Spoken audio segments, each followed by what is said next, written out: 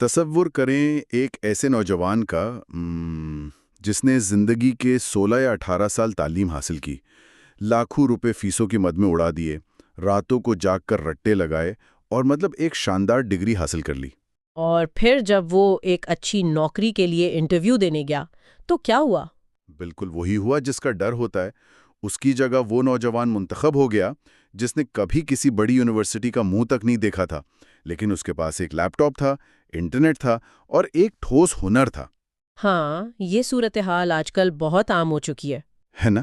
تو آج کے اس گہرے تجزیے میں ہم محمد فاروق راشد کی ایک ایسی تحریر کا تفصیلی جائزہ لینے والے ہیں جو ہمارے اس روایتی تعلیمی اور روزگار کے نظام کو جڑوں سے ہلا دیتی ہے۔ اور یہ بہت ضروری بحث ہے۔ بالکل۔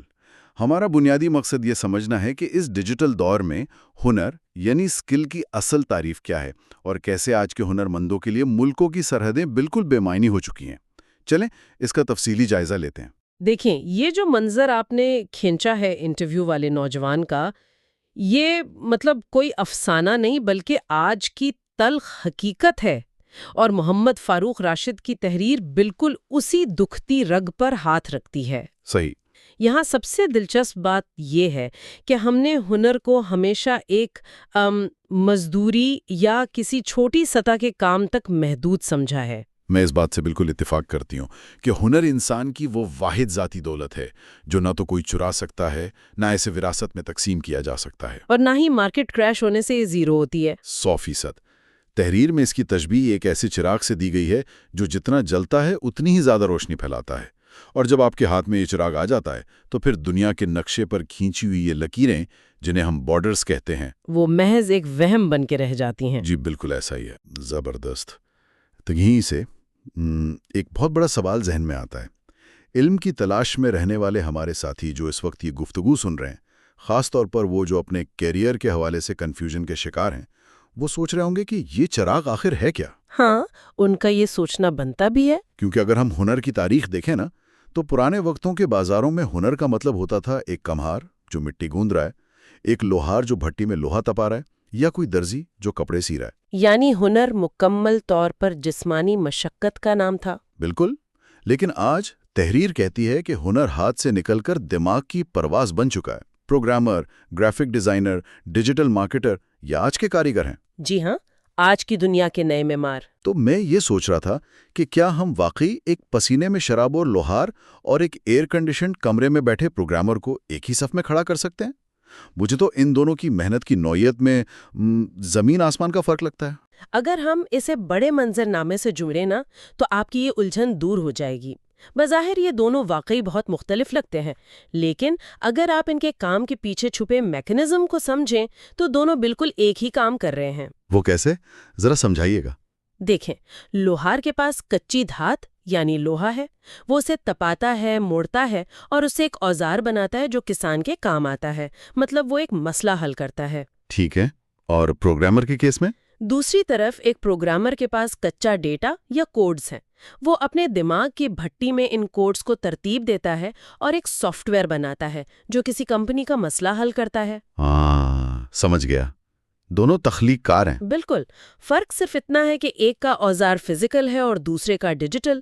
میں سمجھتی ہوں کہ ہنر اب دو واضح جہانوں میں بٹ گیا ہے، ایک وہ جو مٹی سے جڑا ہے یعنی آف لائن، اور دوسرا وہ جو اسکرین کے ذریعے آسمان کی بلندیوں پر ہے یعنی آن لائن۔ چلیں، یہ بات تو سمجھ آتی ہے کہ دونوں مسئلہ حل کر رہے ہیں اور کیا کہتے ہیں اپنی اپنی جگہ اہم ہے، لیکن آپ نے جس آسمان کی بلندیوں کا ذکر کیا، تحریر کے مطابق آن لائن دنیا نے ہنر کو پر لگا دیے ہیں اور کوئی بھی شخص بغیر ویزے کے کہیں بھی اپنی سروسز بیچ سکتا ہے۔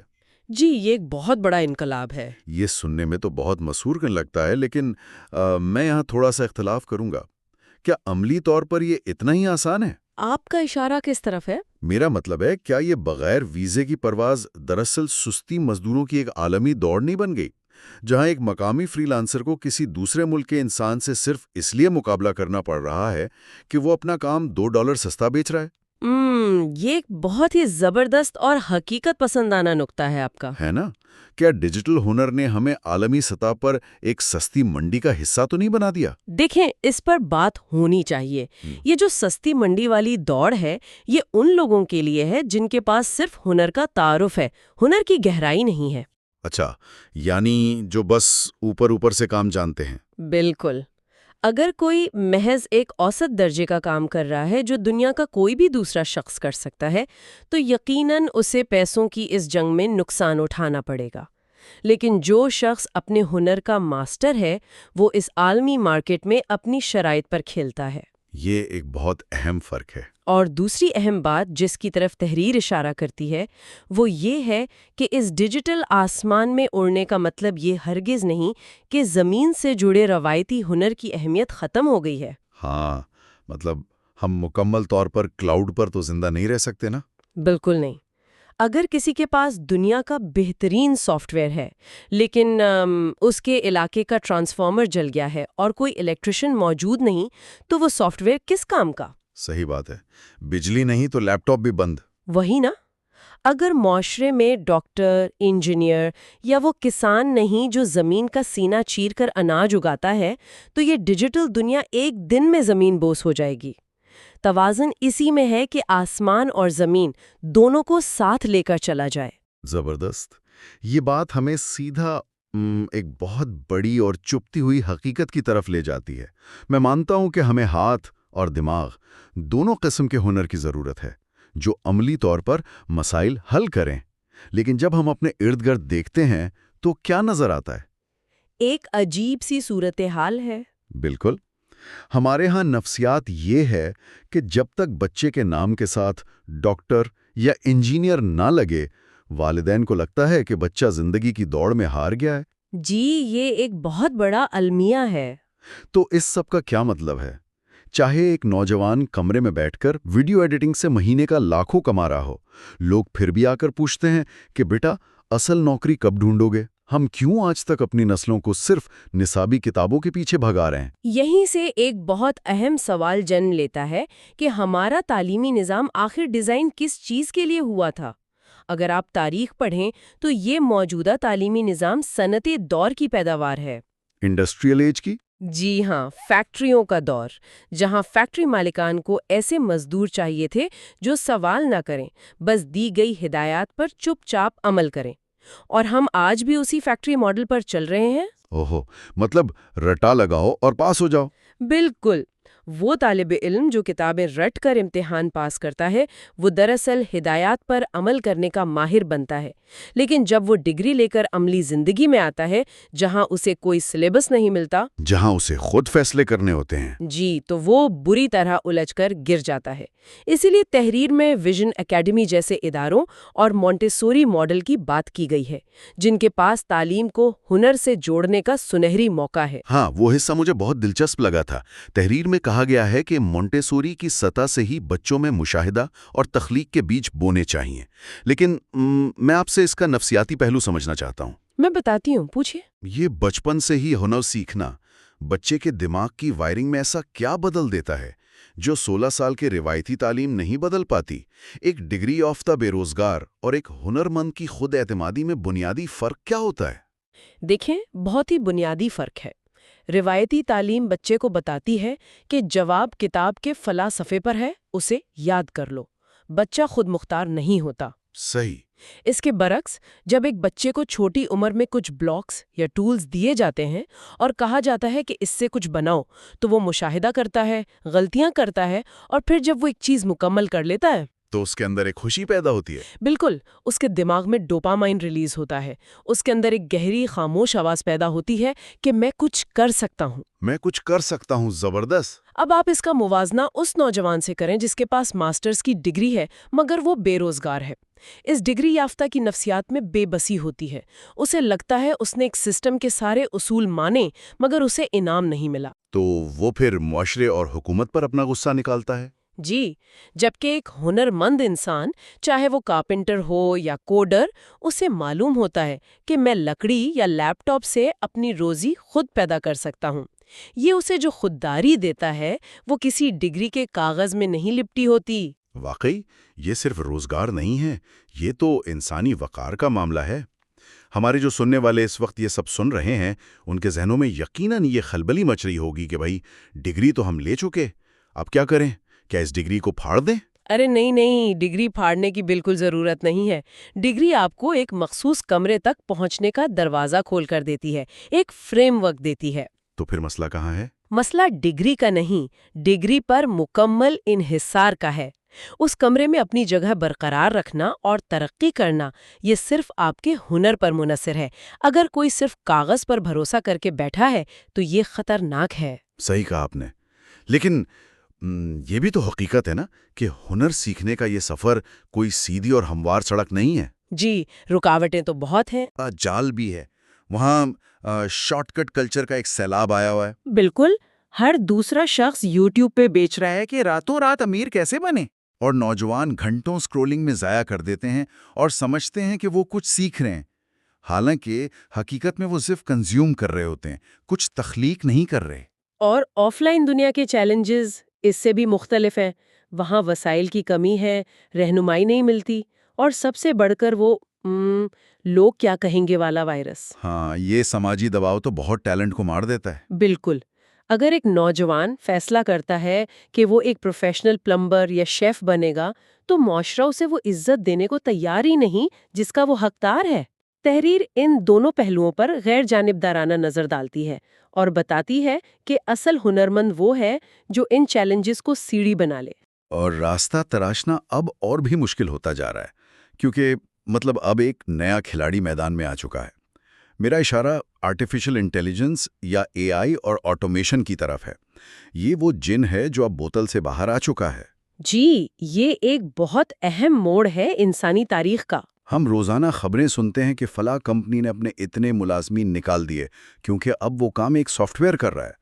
تو وہ نوجوان جو آج بڑی محنت سے کوئی ڈیجیٹل ہنر سیکھ رہا ہے، کل کو ایک روبوٹ اس کا کام سیکنڈوں میں کر لے گا۔ یہ ڈر اپنی جگہ بالکل موجود ہے۔ یہ تو بالکل ایسا ہے جیسے آپ کسی چلتی ہوئی ٹرین کے آگے پٹریاں بچھا رہے ہوں۔ اگر آپ ایک لمحے کے لیے بھی رکے یا پیچھے مڑ کر دیکھا تو ٹرین آپ کے اوپر سے گزر جائے گی، تو پھر اس کا ہنر کیا کام آیا؟ آپ کی یہ چلتی ٹرین والی تشبیہ بالکل 100% درست ہے، لیکن یہ ایک اہم سوال کو جنم دیتا ہے۔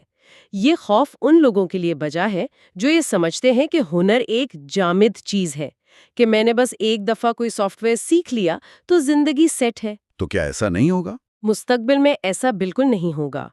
اے آئی ان لوگوں کو ریپلیس کرے گی جو ایک ہی کام کو بار بار کرنے کے عادی ہیں، لیکن یہاں ایک اور زاویہ بھی ہے۔ اے آئی نئی نوکریاں بھی تو پیدا کر رہی ہیں نا؟ نئی نوکریاں؟ وہ کیسے؟ ذرا اس میکانزم کو ہمارے لیے آسان کیجیے۔ دیکھیں، اے آئی ایک بہت ہی طاقتور ہاتھ بنتی جا رہی ہے۔ وہ کوڈ لکھ سکتی ہے، تصویر بنا سکتی ہے، مشکل حساب کتاب کر سکتی ہے، لیکن اس ہاتھ کو بتانا کیا ہے کہ بنانا کیا ہے، کون سا مسئلہ حل کرنا ہے؟ سمجھ رہا ہوں، اس کے لیے انسان کی ضرورت ہے۔ بالکل، اس کے لیے دماغ یعنی انسان چاہیے۔ آپ اسے پرومپٹ انجینئرنگ کہہ لیں یا ڈائریکشن۔ تحریر کا سب سے کلیدی اصول یہاں لاگو ہوتا ہے کہ بقا صرف عمر بھر سیکھنے کے عمل میں پوشیدہ ہے۔ یعنی لائف لانگ لرننگ؟ جی، جو انسان ٹیکنالوجی کے ساتھ خود کو اپ گریڈ کرے گا، وہ اس اے آئی کو اپنے ایک اوزار کے طور پر استعمال کرے گا، بالکل ویسے ہی جیسے کسی دور میں لوہار نے ہتھوڑی کا استعمال سیکھا تھا۔ جو سیکھنا چھوڑ دے گا وہ پیچھے رہ جائے گا۔ یہاں آ کر بات واقعی بہت دلچسپ ہو جاتی ہے، یعنی ہمیں مسلسل اپنے پرانے سیکھے ہوئے کو بھلانا ہوگا اور نیا سیکھنا ہوگا۔ بالکل، مسلسل ارتقاء ہی کامیابی ہے۔ تو علم کی تلاش میں رہنے والے ہمارے ساتھیوں کے لیے اگر ہم ان تمام باتوں کا نچوڑ نکالیں تو تصویر بڑی شفاف نظر آتی ہے۔ یہ دنیا اب کسی مخصوص ملک کی جاگیر نہیں رہی، نہ ہی کسی بڑی ڈگری کی محتاج ہے۔ یہ دنیا اب صرف اور صرف ہنرمندوں کی ہے۔ بالکل، ان کی ہے جو مسائل حل کرنا جانتے ہیں۔ اگر کسی کے پاس ایسا ہنر ہے جو معاشرے کا کوئی درد کم کر سکتا ہے تو یقین مانے دنیا کے دروازے اس کے لیے کھلے ہیں۔ لیکن اگر کسی نے خود کو صرف ڈگریوں تک محدود رکھا ہوا ہے تو وہ خود کو ایک بہت بڑے خطرے میں ڈال رہا ہے۔ میں اس سے پوری طرح اتفاق کرتی ہوں، اور ہمیں یہ خود احتسابی کرنی چاہیے کہ کیا ہم عملی طور پر کچھ کرنے کے قابل ہیں یا صرف باتیں بنانے کے۔ بہت خوبصورت بات۔